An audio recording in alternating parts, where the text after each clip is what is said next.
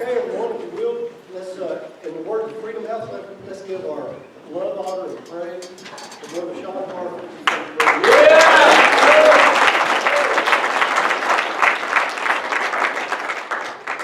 Thank you all. I was just thinking, as Jamie said, sometimes we just start over, as I've told my brothers and sisters at Freedom House many, many times. I sure am glad the Lord started over with me several times. Amen. Still does. Paul said he died every day. Started over. Brother Kenny called me and he told me that he was going to be at Celebration Church in the Philippines, and he and Brother Rick were going down there, and I didn't have anything on my schedule for the 17th, and I was glad to come. And it seems like he said, well, get with Jamie, we'll give him your presentation, PowerPoint, whatever it was. I think 2 days later he said, hey, I already did it for you, because you want to make sure things are taken care of before he left. Well, being as it's Christmas season, and I told, again, my brothers and sisters just across the yard earlier this month, preachers are supposed to do some type of Christmas and Christ's arrival and all that kind of stuff, but we're not. Okay?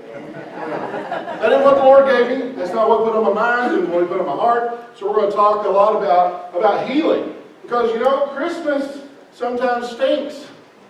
Okay, I know it sounds derogatory, it sounds negative, but sometimes it's just hard.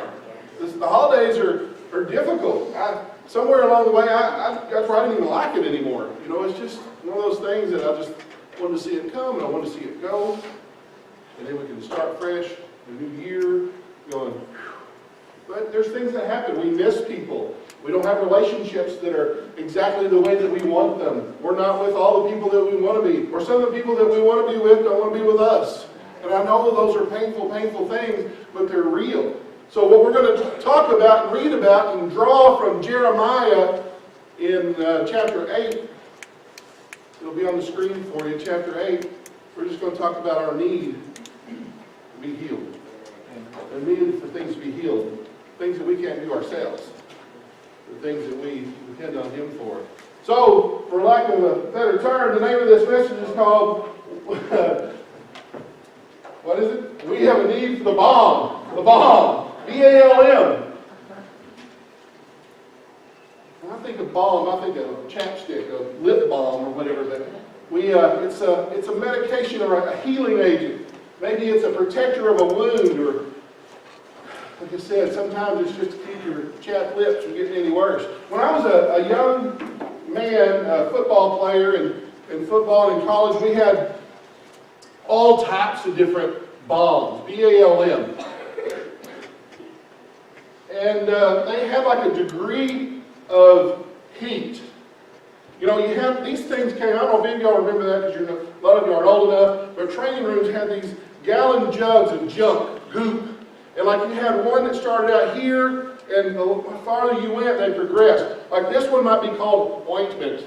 You know, it's kind of like a Bengay type balm. And this one might be something called a little bit different, like red hot. And then the further you went up, the worse it got. And I remember the top of the upper echelon, the highest you could go, was called atomic bomb. And it was one of those that you tried to prank your teammates with.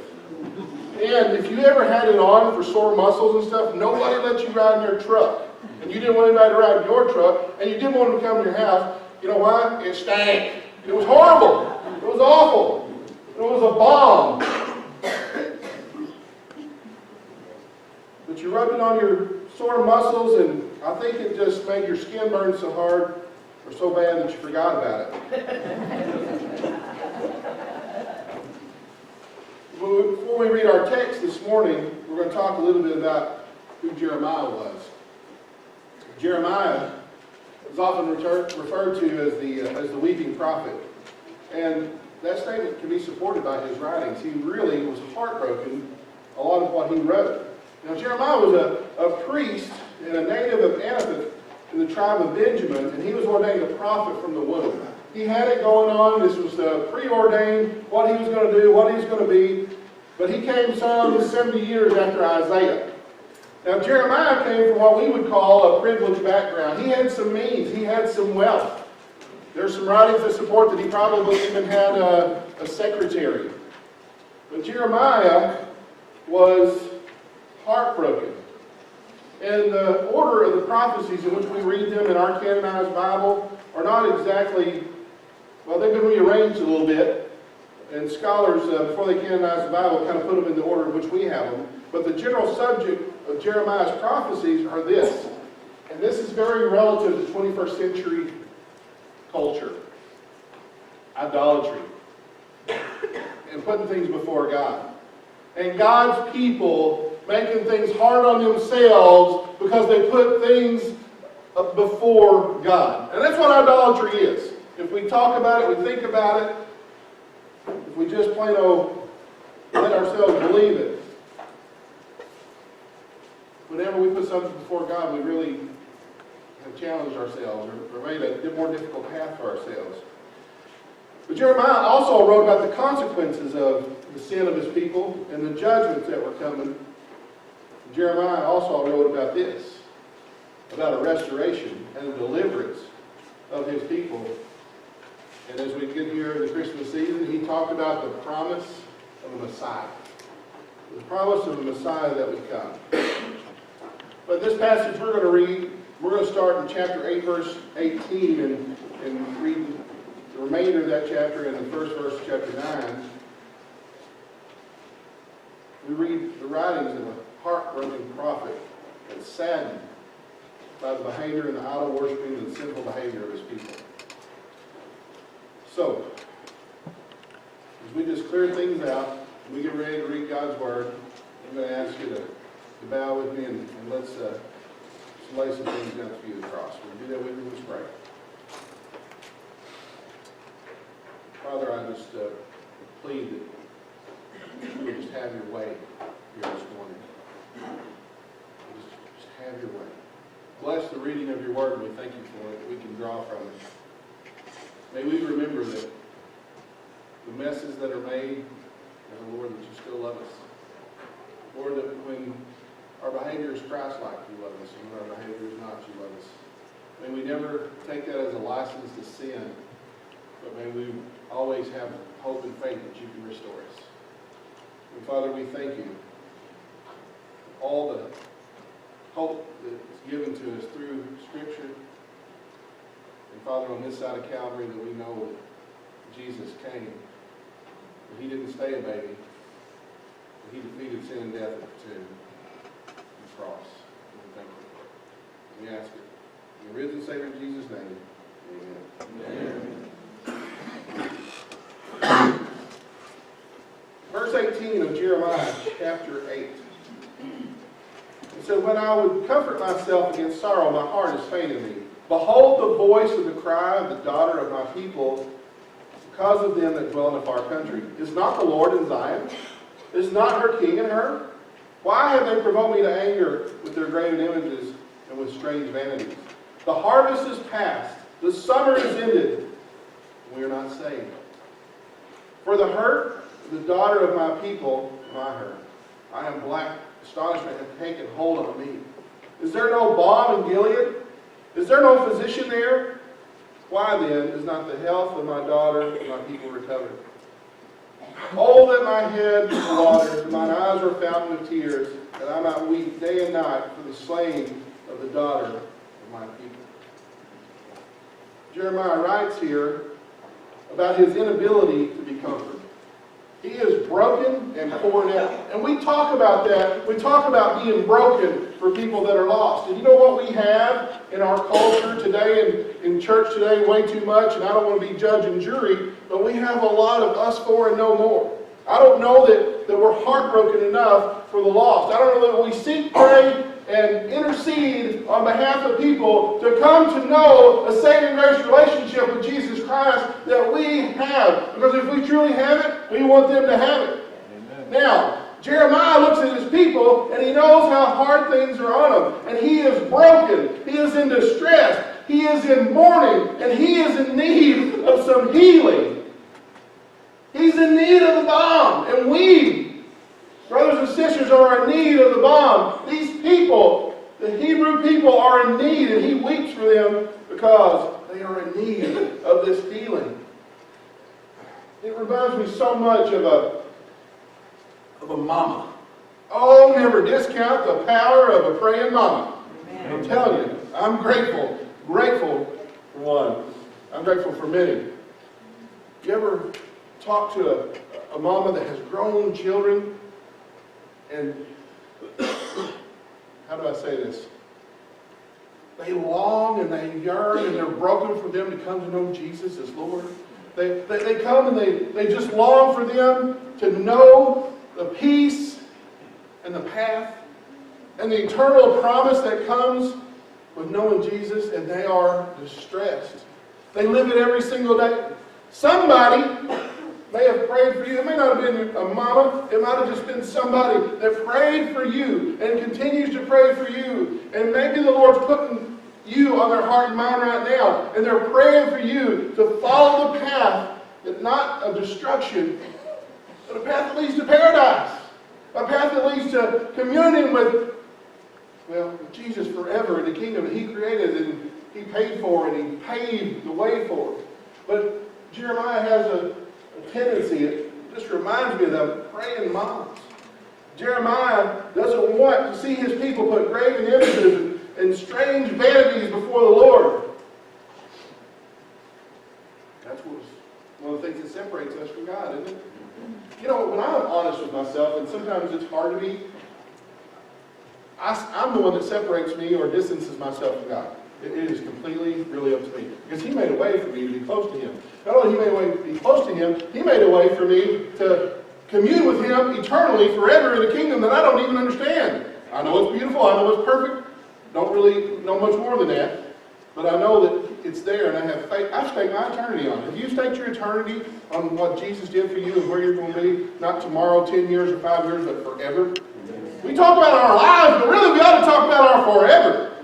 You know, when somebody comes into the fold, yes, praise the Lord saved their life. No, not just that. They have an opportunity, they have accepted a gift to be with Him forever. And we should celebrate that. We have a baptism, and we should celebrate that. We should celebrate it because the Lord paid the way, and there is some healing in process that's coming all about us. Idolatry today is not necessarily a golden calf. But we got a bunch of it. We got a bunch of it. We have a real problem with idolatry today. It's more important. Anything that's more important than God, that's what it is. We have a skewed version of family in the 21st century America. We really do. Here's the way it's supposed to be. All right.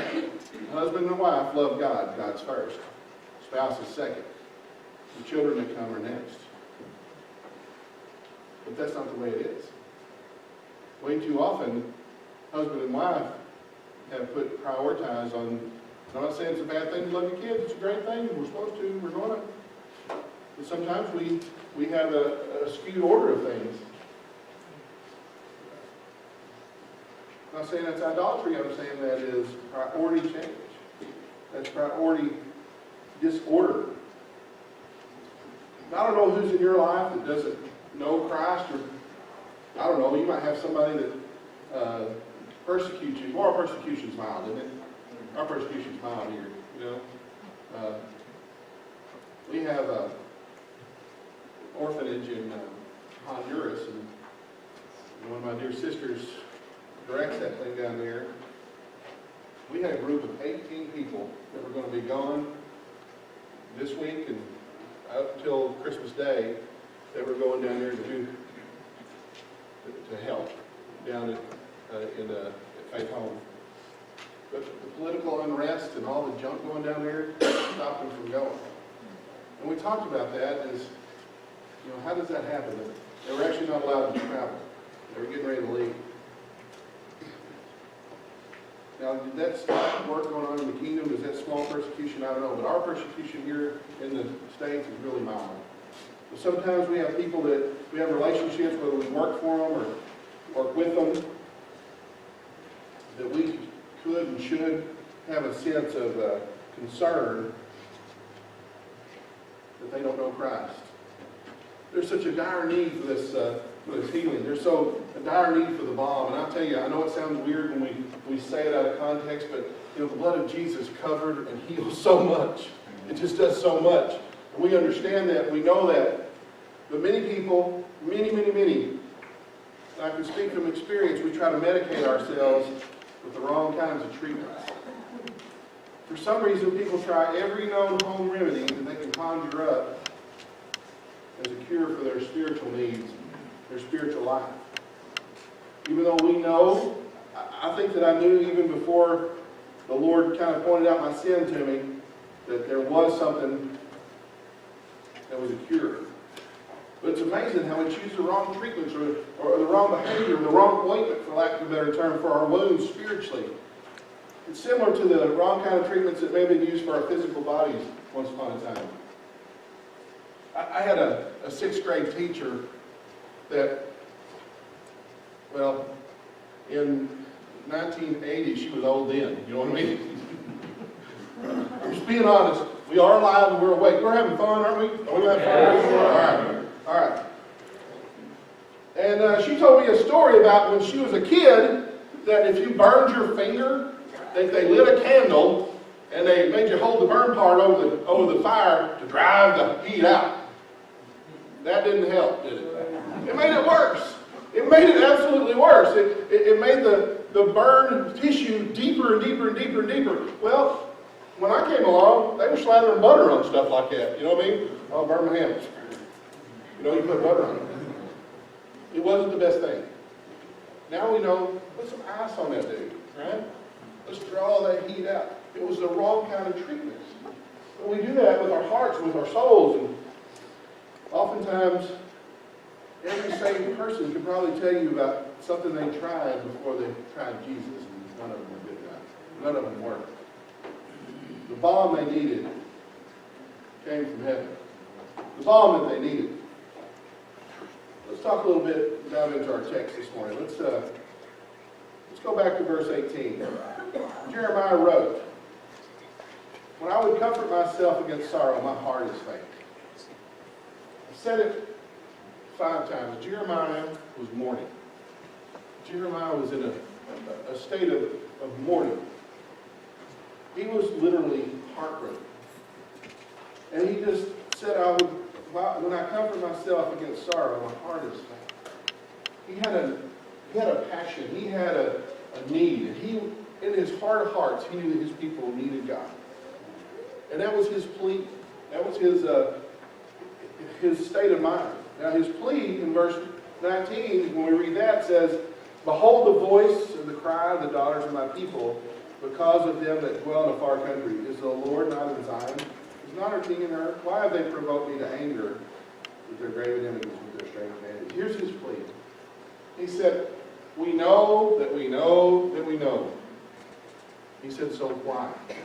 Why do we? Why do we?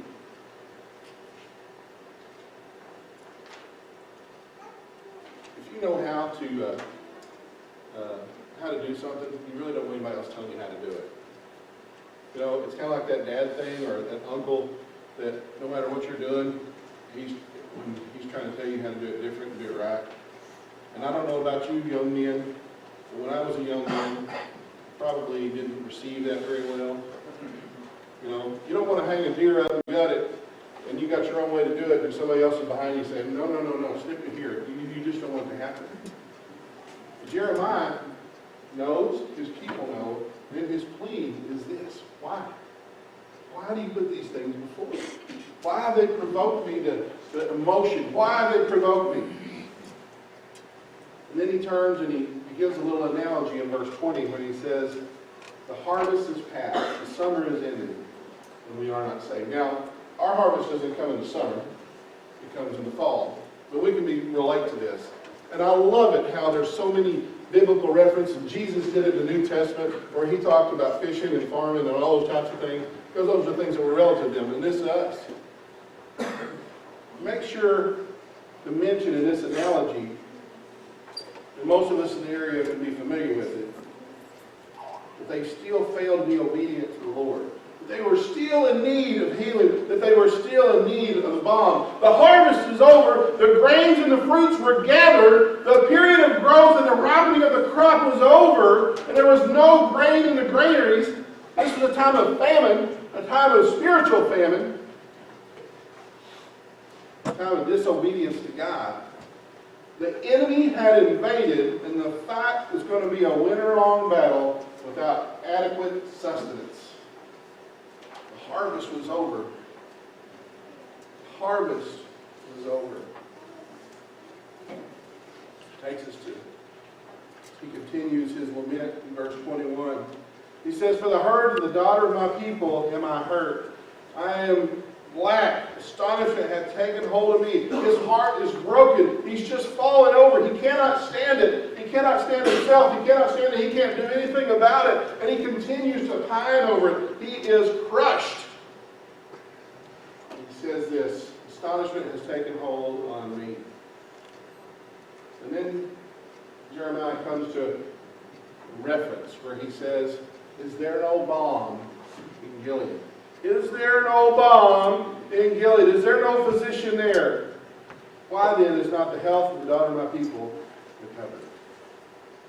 Well, in verse 22, we read about this reference that Jeremiah is talking about. And he asks the question about this balm of Gilead. Now, scholars have tried to place the significance of the balm and Gilead together. First of all, Gilead's boundaries, they just have a really hard time really defining where they are and exactly what they were. And it's something that's still debated today. There's no evidence that there was any type of balm or medicine-producing plant or tree in Gilead. And now it is possible that Gilead may have been an importer of medicine and balms and things like that, because a main trade route ran through there that was known as the King's Highway. And I don't know if any Northeast Arkansas people think of this, but I always think of Paragould, Arkansas when I read the King's Highway. And there was a major trade route. And there's little doubt that balm was probably a commodity that was traded in that region. But the balm that Jeremiah is talking about probably came from a tree called the storax, where they kind of scored it like you do a rubber tree plant and stuff ran out of it. And then you had it kind of like a, I don't know, like I said, like a rubber tree. And they extracted it with that incision. Now, Jeremiah also wrote in chapter 46, verse 11, where he referenced the balm of Gilead, where he taunts the defeated Egyptian forces by applying balm to their wounds. And incidentally, the Hebrew word sori, which S-O-R-I, is based on the Greek translation of the word retin, which is R-H-I-T-I-N, which we translate into resin, which is like pine tar, or something like pine tar on that. But they probably mixed this concoction with olive oil to create what would be known as the balm of Gilead. Now, the Egyptians that Jeremiah wrote about were in need of licking their wounds and tending to their wounds. And the people, his people, were in need of this balm today. And folks, I want to tell you something. We are in need of this balm that the Lord provides for us today. We're in need of it. We're in need of it. We need to be healed. We've got to get healthy. Healthy things grow. Healthy things grow. In the New Testament, Luke's Gospel, chapter 9, we read about Jesus healing a man that had been blind since birth. Now, Jesus, man, this is so great for the little boy. He picked up the dirt and he spit in it. And he put it together and made a little mud and he popped it on this guy's eyes. And I don't know if any of y'all ever hurt yourself when you were a kid and somebody said, "Rub some dirt on it." And Jesus said, hold on a minute. So he put this earth and saliva on man's eyes in form of clay and healed him. Now that spit was not the balm, and the ground was not the healing agent. God's grace, God's mercy, and God's plan all fit together in a little bit of dirt. A little bit of spit that came from the Savior.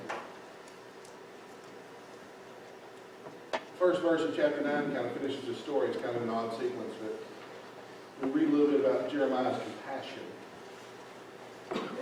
Jeremiah goes on to say, "Oh, that my head were waters, and my eyes were a fountain of tears, that I might weep day and night for the slain, the daughter of my people." Jeremiah had compassion for his people.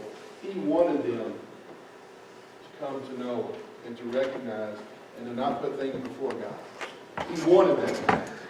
He wanted it, he wanted it, he wanted it. It reminds me of when God was just going to smite the Israelites and Moses intervened on their behalf. He said, whoa, whoa, whoa, whoa, whoa. Hey, let me do this, you know. And Jeremiah wanted them to not make things so hard on themselves. He wanted them to have the good things that the Lord wants. Do you believe, do you have confidence that the Lord wants good things for you? Yeah, He does. He does want good things for you. And I'm not preaching, and never will preach a gospel of prosperity, but I'm just telling you that He really does want good for you. I've explained that many, many times to children in my care, and children in my house, and everything else, that I really want good for you. And then I have to think that the Lord wants good for me. Isaiah wrote about it. Folks, we're just plain, transparent, and honest today. We're in desperate need of healing. We need it. We need it for our broken hearts. Hey, our businesses need to be healed. Our children need to be healed, and they're so resilient. I'm so proud of so many of them.